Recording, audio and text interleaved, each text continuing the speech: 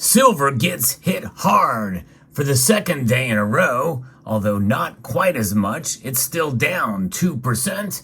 This time we have clear indications as to why this is happening. We're going to talk about the two biggest reasons why silver fell today as we explore.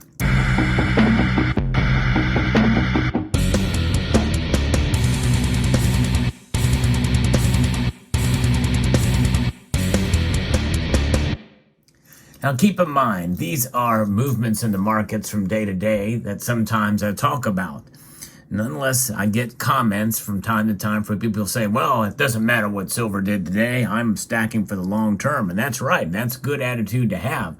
Nothing that I talk about in terms of the markets from day to day activity should dissuade you from stacking. In fact, my purpose here is to not only report on the news of the day in terms of precious metals, and on days like this, when the markets move in one direction or another, it's to encourage you to press on and at the very least, hold on to your silver.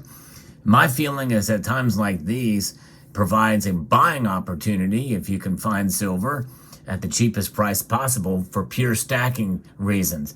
Most of the silver you see here on display is stackable silver, silver in bullion form. Very rarely will you find pieces like this, though, for a much under spot. Typically, the Libertads have a history of very high premiums, even upon initial release. But nonetheless, there are other stackable silver rounds that you can buy, and coins and bars especially, for relatively low premiums. But let's get into the news. What's going on with silver today? It is down about 2%, down 47 cents to $22.77 as I record this video, moments before the markets close. And gold is down only marginally, not by a whole lot. Silver is seeing a pretty big hit today. I'm going to be referencing a piece that talks a little bit about what's going on with silver now today. And Jerome Powell has given some testimony and pretty much says that we're going to see more rate hikes, at least two, before the year ends, although they'll be marginal. But these reasons I'm going to be talking about from investing.com gives us a little bit of a broader picture as to what is happening in the silver market and overall with the markets, and why silver is falling much harder than gold now. And a lot of that goes back to silver as a commodity. That's right, silver as a commodity is something that a lot of us stackers tend to kind of ignore. But nonetheless, it is something that we should take into account here, because we're seeing the other commodities suffer, save for nickel. Nickel is actually up today, but copper's down over 1% today. And aluminum, zinc, and lead are also down. So when you think about that and think about silver falling as well too, silver took a little bigger hit. It gives you some indication, although specifically that's not the reason, but it bolsters some of the reason we're talking about here. Investing.com says silver settling down yesterday, pretty large drop yesterday as U.S. single-family home building surged in May to its highest in more than a year. And that's continuing today. And permits issued for future construction also climbed, suggesting that the housing market may be turning a corner after getting clobbered by Federal Reserve interest rate hikes. Single-family housing starts rose 21.7% to a seasonally adjusted annual rate of 1.631 million units last month from April's downward revision of 1.34 million, according to the Commerce Department. China cut its lending benchmarks in the first such easing in 10 months as authorities seek to shore up slowing recovery in the world's second largest economy. This is reason number two. So reason number one is these housing starts, seem to be dissuaded by these rate hikes. That's going to embolden the Federal Reserve to indeed do more of these rate hikes. In other words, they may go probably two more times at a quarter point each. And then you're going to see silver probably hit harder on that. And gold will be hit too, but certainly we may see gold or silver fall even more. In fact, I think as we go through the summer, as I digest, it'll probably just lead to even lower silver prices. I know one subscriber of mine said, yeah, stay tuned for $22 silver. And I actually think it's going to fall lower than that. I think it's going to fall just below $21. In fact, I even wagered a massive bet on that of one silver dime. That's right. Boy, I'm really a high roller, aren't I? But nonetheless, it's just for fun. But nonetheless, we'll see how that plays out. But reason number two is some of the reason why we've seen silver not go up much this year because of China. The latest monetary easing comes as China's post-pandemic recovery shows signs of losing steam even more after some initial momentum in the first quarter of the year. The one-year loan prime rate was lowered by 10 basis points to 3.55%, while the 5-year was cut by the same margin, and to 4.2 to 4.3. A federal governor, Christopher Walker, said that the core inflation was not coming down as he had expected. Richmond Fed President Tom Barkin also backed the idea of more rate hikes, citing persistent inflation. And from what I understand from the Federal Reserve and from Jerome Powell and just policy wonks is that, the move from 9.1 down to 4% was relatively easy to do. But that last 2% is a tough nut to crack. So it's going to take a little bit more consistent pressure in order for that to fall even more. But we'll see how that plays out. It'll be fascinating to see how long that will take, and if it will run us into 2024 with an actual extended pause and or rate cuts. I don't think they're going to be cutting anytime before 2024 at this point.